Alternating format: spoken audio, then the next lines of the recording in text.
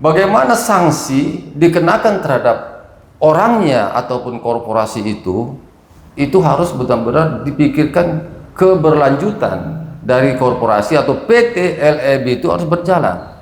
Bagaimana suatu korporasi kalau urat nadinya sudah dipotong? Urat perkara ini perkara apa sih? Apa perkara korporasi atau perkara dari pengurus? Nah, ini harus dibedakan dulu supaya jangan kita bisa langsung dihabisin, tidak boleh. Tetapi kami ini advokat atau praktisi ini kan nggak punya kekuatan, Bang. Ini perkara adalah perkara dugaan tindak pidana oleh pengurus, komisaris, direktur utama, direktur operasional. Kan ini sekarang. Tentunya aset-aset pengurus ini boleh disita, Bang. Tetapi aset korporasi jangan diblokir. Jangan diblokir. Jadi kalau asetnya tidak diblokir, mereka akan tetap berjalan. Aset bisa berjalan. Kalau asetnya semua diblokir, ini namanya membunuh perusahaan itu sendiri. Nah, dia orang dipidana kalau tidak ada aturannya. Nah, sekarang kan bukan penerimaan itu yang dipersoalkan, masalah tantim abang katakan. Sekarang secara kemanusiaan dan keadilan lah, harus dihargai orang yang diangkat. Diangkat dalam arti dia sebagai direksi, sebagai komisaris. Itu ketentuan undang-undang loh. Undang-undang perusahaan dan Permen SDM sudah terima gaji. Dikatakan terima gaji tidak sesuai dengan aturan. Kenapa harus dirampok semuanya atau disita semuanya? Nah, persoalannya adalah auditor yang ditunjuk oleh penyidik, penegak hukum. Kalau tidak menghasilkan yang diinginkan, mereka diganti, Bang. Nah, itu masalahnya. Bukan masalah siapa, tapi nggak independen jadinya. Tidak bebas. Misalnya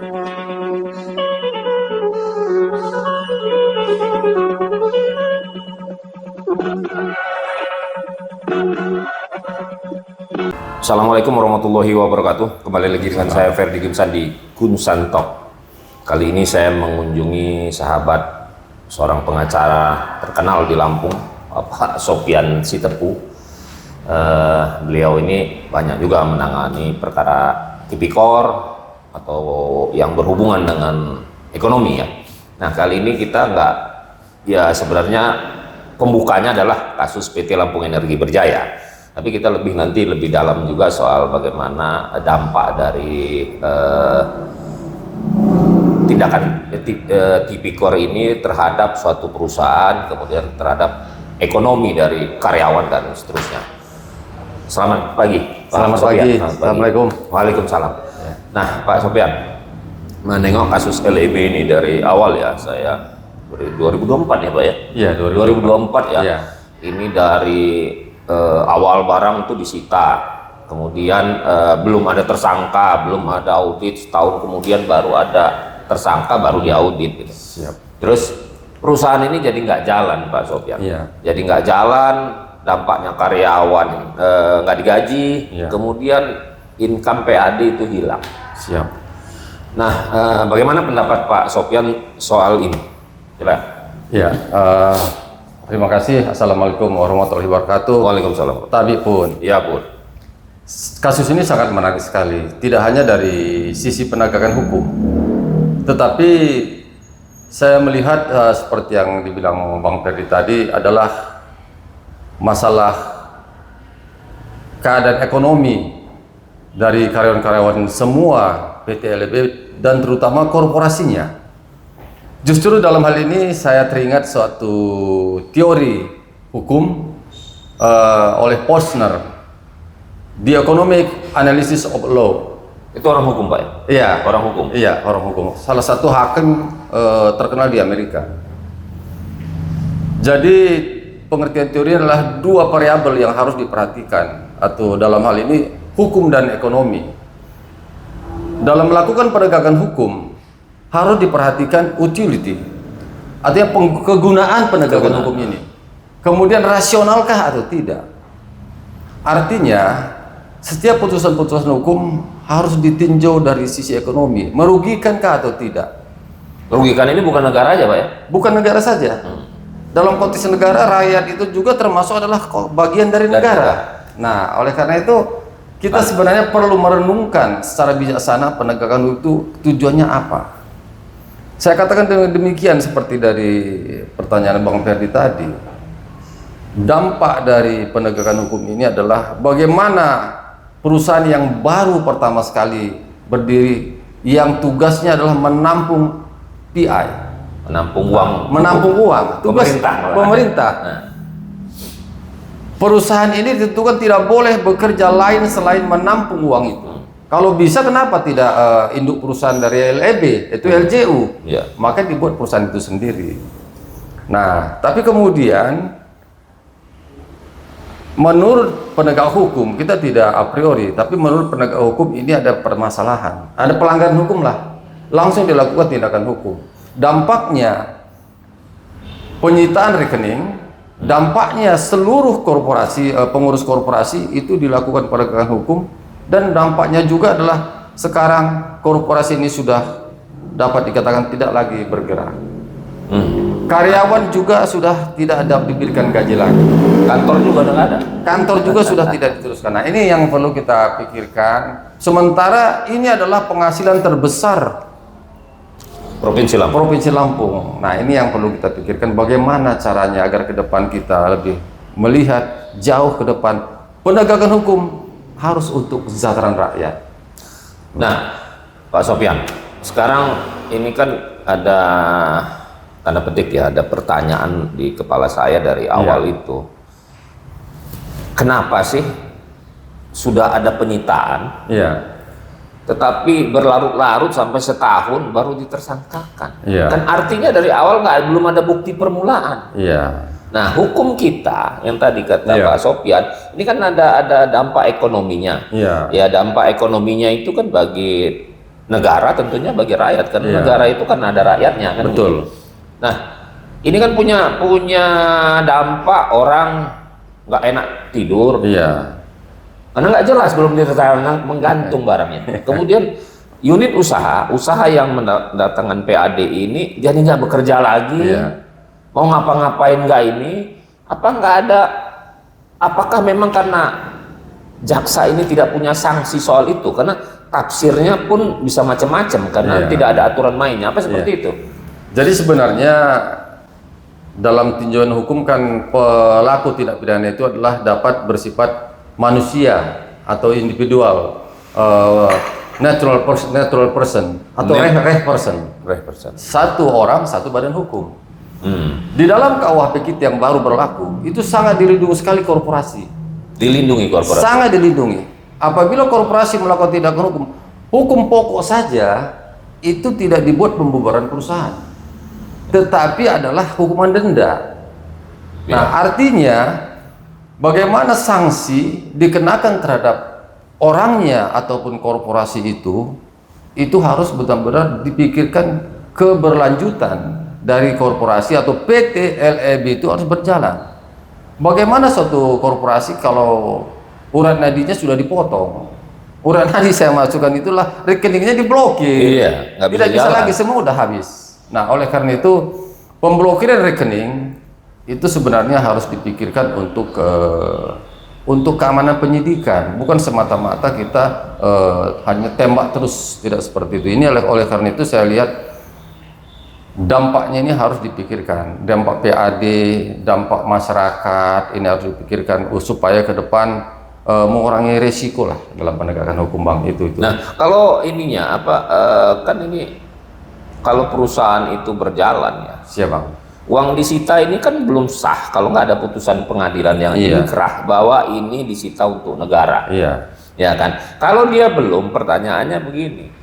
Apa artinya kan masih bisa ini dilakukan, tapi bukan bisa untuk dijajankan, Iya. tapi ini masih bisa di bank itu dia berbunga kan gitu. Iya. Bunganya kan bisa dibayarkan untuk gaji-gaji karyawan ini misalnya. Benar. Masih bisa itu karena dia belum inkrah ini, masih barang sitaan gitu kan. Iya. Nah, masih barang sitaan. Tapi yang kenyataannya kan ini karena nggak ada aturan main, makanya ini jadi nggak diam-diam aja gitu jaksanya. Seperti apa? Saya malah lebih dalam dari situ, Bang. Ini perkara apa sih?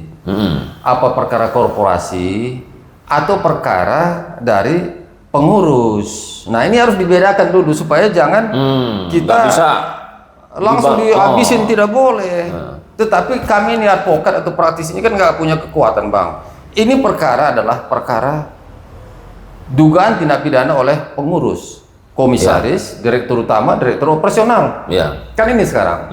Tentunya aset-aset pengurus ini boleh disita, Bang.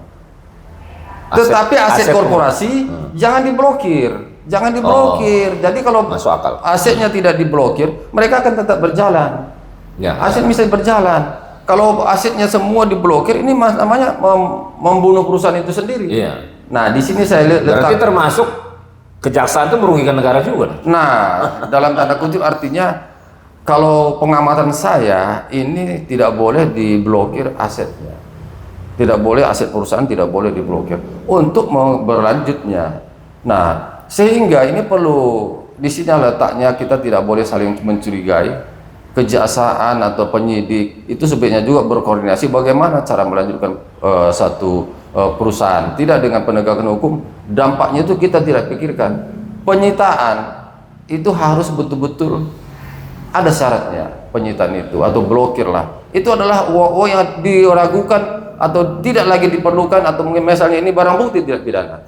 Ini perkaranya bukan, kalau saya lihat bukan perkara PT LBEB, bukan. Ini adalah Tantim.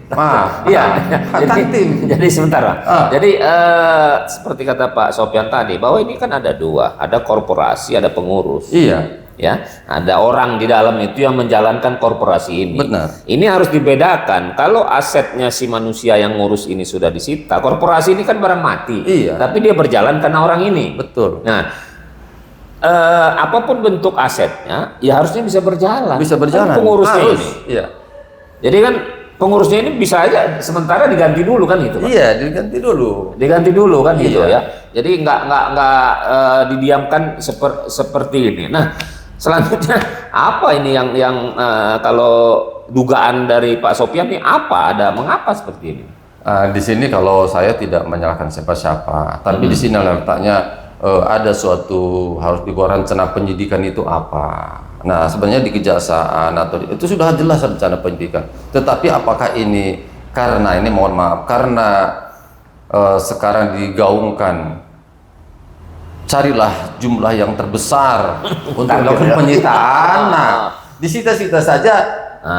Ini bungkusannya atau misalnya warnanya ini warna 271 M. Tapi 17 juta US dollar. 17 juta US dollar sekarang bisa sampai 300 miliar kan. Nah, tetapi perkaranya bukan itu. Nah, itu udah terbukti gitu perkaranya itu. Benar itu. Jadi ini kan kalau di persidangan itu kan jaksa ataupun hakim selalu mengarahkan kepada 17 juta dolar ini seperti modal. Ya, seperti modal gitu. Dari awal, karena ini dianggap total loss, ya total loss dari awal. Sementara uangnya sudah ada yang disita, uangnya ada, yang pemerintah ada. Nah, yang namanya kerugian negara itu kan ada kekurangan keuangan negara, betul ya Pak? Nyata. Dia memang berkurang. Nah, kalau dia berkurang, itu kan harus ada yang nikmatin. Betul. Bukan barang mati kan, manusia atau korporasi kan gitu ya. Nah, jadi saya melihatnya bahwa ini nggak ada kekurangan yang di sini gitu, kecuali kekurangan dari soal soal gaji atau tantim atau bonus itu ada haknya mereka. Nah, kalau dugaannya langsung ke kesalahan uang masuk, yang mesti disalahin menurut saya kenapa dimasukin uang itu sama si Pertamina-nya. Jadi gini Bang, itu sudah jelas Bang, ini adalah peraturan yang baru Bang. Ini adalah rekomendasi KPK. Rekomendasi KPK saya masukkan adalah perusahaan yang dijadikan sebagai perusahaan yang menampung itu tidak boleh ada usaha lain, tidak boleh ada usaha lain. Nah, ini rahasia umum dari KPK. Dan tidak boleh pemerintah memberikan dana untuk pengurusan ini. Nah, jadi boleh ada perusahaan tapi tidak boleh memberikan dana. Karena dulu pemerintah daerah menginvestasikan dulu ke perusahaan penampung ini untuk mengurus misalnya bagaimana penambangannya. Itu tidak boleh lagi. Nah, sehingga perusahaan ini hanya menampung saja. Menampung uang itu saja. Itu sesuai dengan Permen SDM. Nomor 37 tahun 2016. Iya. Nah, oleh karena itu, jadi tidak boleh dilakukan penegakan hukum dalam arti keseluruhan. Penerimaan itu bukan tindak pidana. Itu sudah jelas aturannya. Peraturan Menteri Kalau memang salah aturan mana? Iya, aturan mana? Ya kenapa pula si Pertamina mau ngasih itu kan gitu. Ini kita menganut ajas legalitas, Pak. Iya. Tidak boleh orang dipidana kalau tidak ada aturannya. Ya. Nah, sekarang kan bukan penerimaan itu yang dipersoalkan. Masalah tantim abang katakan. Sekarang secara kemanusiaan dan keadilan lah. Harus dihargai orang yang diangkat. Diangkat dalam arti dia sebagai direksi, sebagai komisaris. Itu ketentuan undang-undang loh. Undang-undang perusahaan dan Permen SDM sudah terima gaji. Dikatakan terima gaji tidak sesuai dengan aturan. Kenapa harus dirampok semuanya atau disita semuanya? Ya. Nah, itu. Dan saya lagi satu lagi lah ajas legalitas. Apa ukurannya? Mereka menerima gaji lebih besar atau gaji atau tantim, apa ukurannya? Tentu aturan kan ada ukurannya, Bang. Parameternya. Berdasarkan penggajian dari misalnya Dinas Tenaga Kerja atau Menteri Tenaga Kerja, ada peraturannya. Peraturannya kamu lebih. Nah, ini tidak ada. Yang saya tahu juga tidak dibuktikan di pengadilan. Kelebihan itu. Ya, makanya kan kita ngelihat persoalan bahwa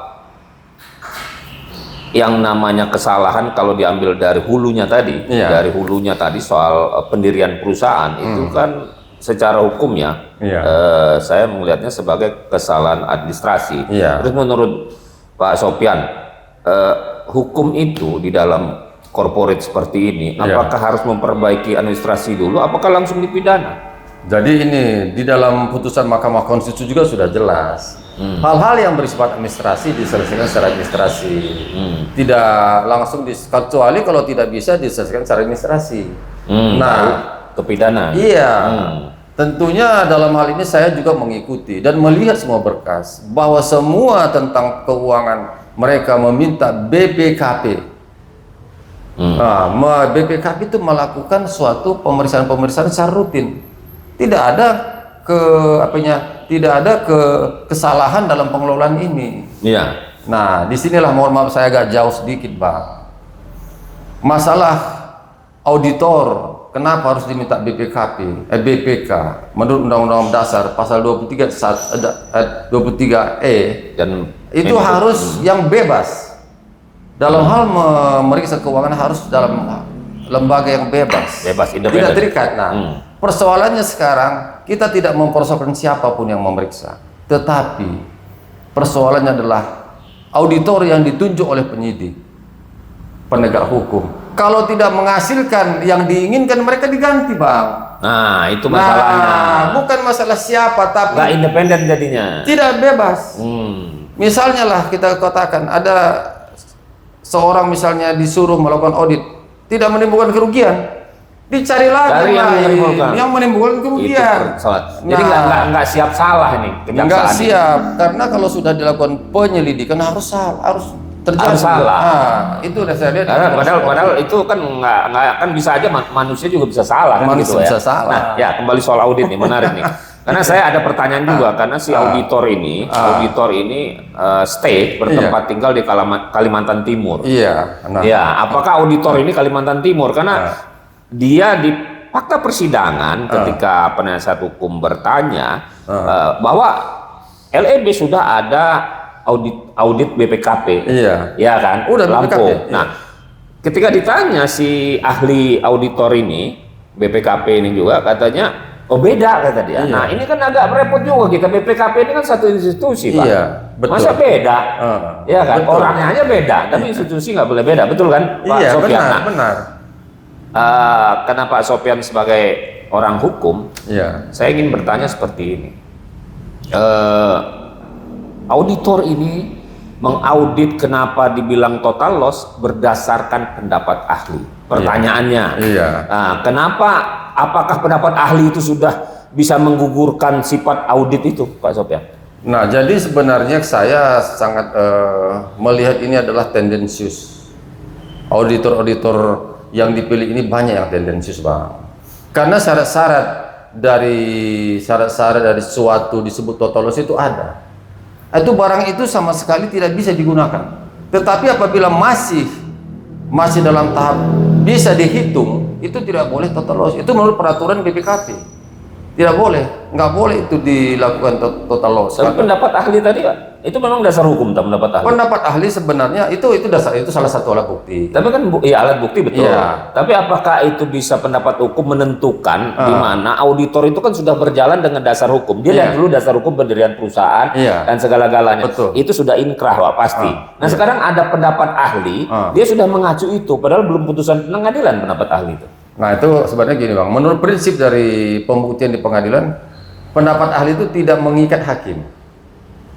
Pendapat ahli, apapun katanya, hakim yang mempunyai suatu keputusan. Tetapi banyak yang ini artinya keluar offside.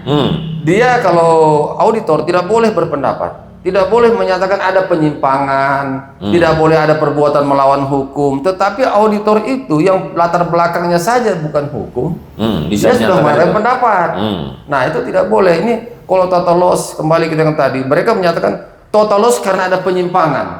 Iya. Oh tidak boleh. Atas pendapat ahli. Nggak bukan boleh. Mereka urusannya. Iya, betul Bang. Iya, jadi itu yang jadi di undang-undang saya, walaupun saya bukan ahli, itu saya membaca-baca. Auditor itu mengaudit berdasarkan aturan yang sah, yang sudah putus. Artinya dia, ini pendirian perusahaannya ada nggak? Kan itu dulu yang dilihat auditor itu ya. Kemudian yang memayunginya ada nggak? Direksi ini diangkat bener nggak? Betul. Walaupun sebelumnya nggak ada, dia nggak urusan lagi, dia sudah yang terakhir. Betul. Ya itu auditor. Nah ketika ini sudah lengkap, baru dia mengaudit akuntansinya, keuangannya. Betul. Sesuai. Kalau udah sesuai, ada barang buktinya, artinya kwitansi atau voucher atau apa, sudah dia nggak lari lagi mencari ini kwitansinya palsu, bukan urusan dia. Ya kan urusan hukum kwitansinya. Nah makanya saya mencurigai ini seperti kata Pak Sofyan tadi, memaksakan ini adalah sesuatu yang salah, tapi jadi nggak logis, jadi tidak berdasarkan hukum. Ya begitu ya? Iya, jadi saya tambah sedikit Bang. Ini ada dua sebenarnya yang paling harus dikotomi pelaksanaan pekerjaan. Satu, sebenarnya auditor ini hanya melakukan perhitungan keuangan. Betul. Tidak melakukan audit investigatif. Betul. Kalau audit investigatif atau perhitungan investigatif menurut ketentuannya harus mereka cek on the spot. Seandainya misalnya harga terlalu mahal, mereka cek ke lapangan dan seterusnya. Tidak boleh hanya berdasarkan data-data yang hanya diperoleh dari penyidik. Data yang diperoleh dari penyidik kadang-kala hanya 2 minggu mereka diberikan mulai surat tugas sampai dengan hasil. Itu sudah keluar hasilnya. Nah, sementara suatu audit investigatif atau pemeriksaan investigatif itu lama Bang. Kita sudah sering ketemukan di pengadilan. Kita tanyakan, Anda sampai dengan kok bisa menyimpulkan dinikmati oleh pelaku? Anda menanyakan tidak? Tidak. Dari mana? Hanya dari berkas BAP yang diberikan. Nah, jadi ini adalah suatu hal yang offside saya lihat. Tetapi kami ini tidak boleh terlalu banyak berpendapat. Saya lihat auditor itu banyak hanya sebagai menjadikan sebagai cap saja Bang. Dicap ada kerugian negara yang total loss. Nah itu sangat merugikan masyarakat. Nah, jadi itu Bang. Jadi bukan pendapat dari independen dia sendiri. Bukan pendapat bebas dia sendiri. Bukan hasil kerja dia sendiri. Bukan hasil kerja dia sendiri. Ini. Setiap di fakta persidangan dia udah data itu diberikan oleh jaksa. Nah, berarti pihaknya ada di sini gitu kan. Gitu. Penegak hukum, penyidik lah kita katakan. Oke. Nah ini ke yang terakhir tapi nanti berkembang aja. Ada 2 korporasi di Lampung ini yang agak beda. Yang agak beda soal penegakan hukumnya. Saya lupa namanya, yang di Babatan di Lampung Selatan lah. Itu perusahaan Korea yang ricuh antar pemiliknya. Dampaknya disita aparat penegak hukum. Uangnya dibekukan, diambil. Nah entah ini tabungannya ke siapa, ini sudah nggak paham. Karyawannya tidak digaji sudah tahunan. Karyawan menuntut untuk dibayar gajinya karena uangnya ada. Berapa? 15 miliar atau 20 miliar di APH. Saya nggak sebut APH-nya siapa. Tapi ini nggak selesai, kan kasihan karyawannya. Sementara uang ini, ya uang perusahaan, siapapun pemiliknya lagi bersengketa ya bayar dulu gaji karyawan, kan begitu. Iya, benar. Nah, kemudian yang kedua perlakuannya agak beda lagi, itu PSMI di Waikanan kalau nggak salah kemarin. Iya. Uangnya disita juga, kemudian rekening dibekukan. Iya. Akibatnya mau panen tebu, karyawannya nggak bisa dibayar. Iya. Mau demo datang ke Kejati, nggak jadi, mungkin Kejatinya ketakutan, akhirnya rekening dibuka. Kan ini nggak adil, Pak Sopyan. Gimana pendapatnya? Ya, kalau ini kita lihat bahwa tidak ada suatu penegakan hukum itu yang general, Bang. Mereka akan tetap melihat ini siapa dan siapa ini. Nah, itu jadi Itu masalah ya. itu yang harus kita perhatikan. Jadi kalau ditinjau dari sisi karyawan, memang karyawan harus bertindak dalam hal ini. Karyawan harus melakukan, Karena sudah bekerja. sudah bekerja. Hak dari pekerja harus dilindungi. Nah, sehingga saya pikir hal-hal yang seperti inilah hukum pidana sebenarnya mengambil suatu jalan keluar. Itu bisa misalnya RG dulu atau gimana atau tuntutan itu. Artinya RG ini jangan kita pandang hanya sebagai suatu perdamaian antara para pihak. Tapi seperti tadi kita katakan di Economic Analysis of Law, seorang yang dipidana saja tidak harus masuk, boleh kerja sosial. Kerja sosial itu sebenarnya adalah analisa ekonomi, Bang. Dia lebih bagus dia disuruh kerja daripada disuruh masuk tidak bisa bekerja. Uang yang dinikmati dia ganti rugi plus denda, kan gitu aja. Nah, jadi begini pun mereka itu menunggu, tidak berani mencari kerja lain, menunggu kepastian perusahaannya. Nah, jadi dalam hal ini harus misalnya penegak hukum harus lebih aktif juga dalam arti mempunyai rasa kemanusiaan, berbicaralah bagaimana uang ini bisa diselesaikan. Nah, itu saya pikir kebijakan-kebijakan itu yang perlu. Ruginya kan berlipat-lipat ya. Perusahaan sudah nggak bisa dapat untung lagi, nggak jelas sampai kapan dia cari. Karyawannya juga gitu. Seperti kata Pak Sopyan tadi, ini bedakan antara korporat dan pengurusnya. Iya. Jadi kalau pengurusnya yang bermasalah, yang disita itu uang-uang pengurusnya atau aset pengurusnya itu yang diamankan dulu gitu kan gitu. Ya kan itu yang diamankan dulu. Dan yang diamankan juga harusnya ketika dia mendapatkan pada saat dia duduk di perusahaan itu kan gitu. Kalau sebelumnya kan nggak ada hubungannya langsung. Benar ya. Nah, artinya si perusahaan ini harusnya tetap berjalan dan kejaksaan juga harus mencarikan solusi gitu agar perusahaan ini jalan. Kalau direksinya ditaruh siapa dulu ya kan begitu. Jadi ada solusinya gitu. Jadi hal-hal seperti ini perlu dilihat bahwa ini korporasi, kemudian yang satu ini adalah pengurusnya. Nah, oke Pak Sopyan, kita sudah di ujung pembicaraan kita ini untuk hal seperti ini, nanti hal lain mungkin kita lebih lanjut lagi.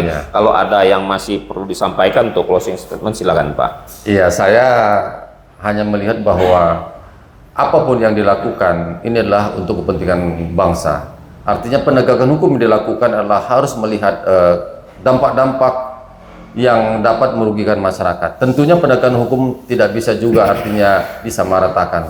Kita lihat PT LB misalnya, ini harus segera diselesaikan agar tetap PT Lampung Energi Berjaya ini bisa menghasilkan, bisa menerima dana PI dari offshore dari Pertamina. Harus itu yang diutamakan sehingga dapat menambah income dan dapat memberikan kesejahteraan kepada masyarakat Lampung. Jangan dibiarkan PT LB mati seperti ini. Itu saja yang saya sampaikan, Bang.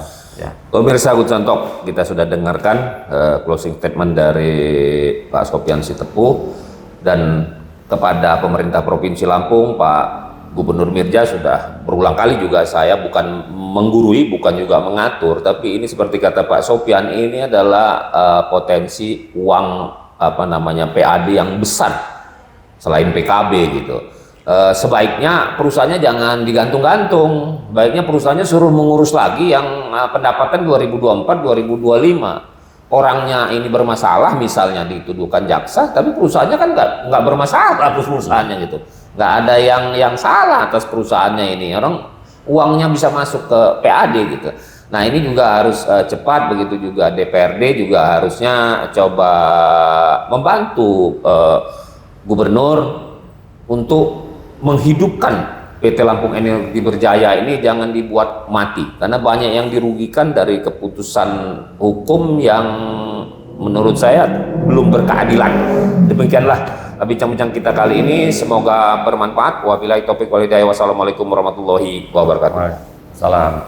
Siap. Makasih bang. Mantap. Siap bang.